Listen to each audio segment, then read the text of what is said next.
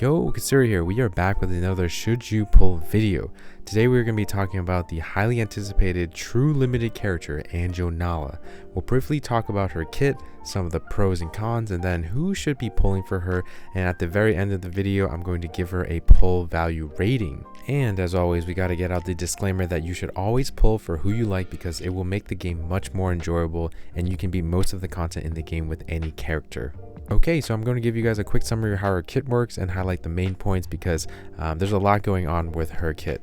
Anjo is categorized as a sub DPS, but she does so much damage she honestly will probably be doing more damage than your main DPS. She does some attacks that will apply debuffs onto the enemy and even be able to stun them if that specific debuff reaches a certain amount of stacks. When the enemy is stunned, they will lose some attack and Anjo actually receives some of the attack lost by the enemy. Her ultimate is like a 6's ultimate where she will apply some debuffs first before hitting, but instead of being a single target attack like 6's ultimate, Anjo's ult is an AoE ultimate. And not only that, the multiplier on her ultimate can be higher than that of 6's single target ultimate.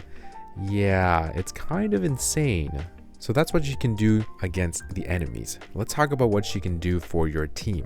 Her main thing is something called contract, where she binds with a teammate at the start of the fight.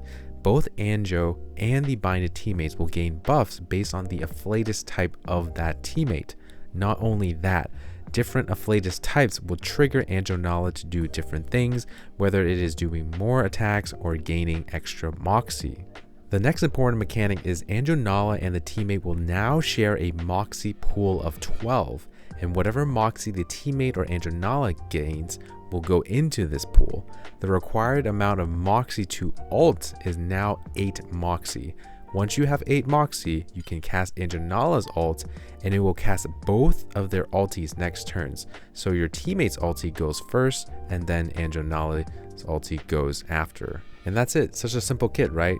No, it's actually a lot more complicated than that. I didn't really go into the specific details, but just a quick overview just so that we can kind of jump into her pros and cons. So as for pros, she does so much damage and honestly putting her into any team will generally increase the overall damage of that team. She's a very splashable unit onto a lot of teams and enables different playstyles like ultimate focus teams, follow-up attack teams, and even enables characters like Mercuria who in the past had troubles without her portrays. There's honestly only one con with Anjo and it's when she ultis with your teammate. Every time she ults with your binded teammate, the teammate loses 50% of their current HP. So if you were playing an ultimate heavy playstyle, you will always be dangerously low, and this will require you to always run a healer or maybe use more actions from your healer. That is why the plant/beast afflatus mechanic of gaining an extra moxie per incantation is the weakest of the 3 afflatus mechanics that she has. So who should pull for Anjo? I think everyone could benefit from having Anjo because her kit is designed to work with most characters in the game.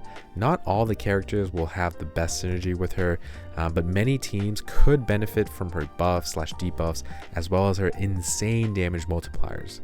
Because of her flexibility, you can kind of experiment and enable a lot of different characters and teams, which in my opinion is super fun. And with that, I have decided to give Anjo the highest pull value rating I have ever given, only to Lucy at a 4.5 out of 5.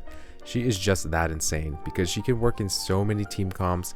As for her future as a supportive sub DPS, I can see her holding a lot of value since she will always be able to provide buffs or debuffs while enabling different playstyles.